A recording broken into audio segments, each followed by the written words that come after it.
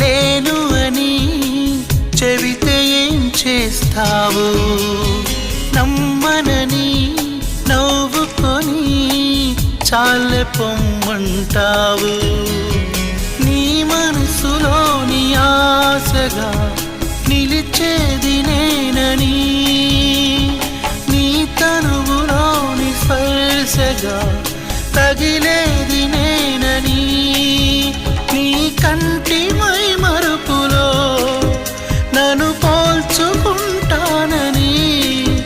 తల ఆంచి నీ గుండెపై నా పేరు వింటానని నీకు చెప్పాలని ఒకే ఒక మాట మదిలోన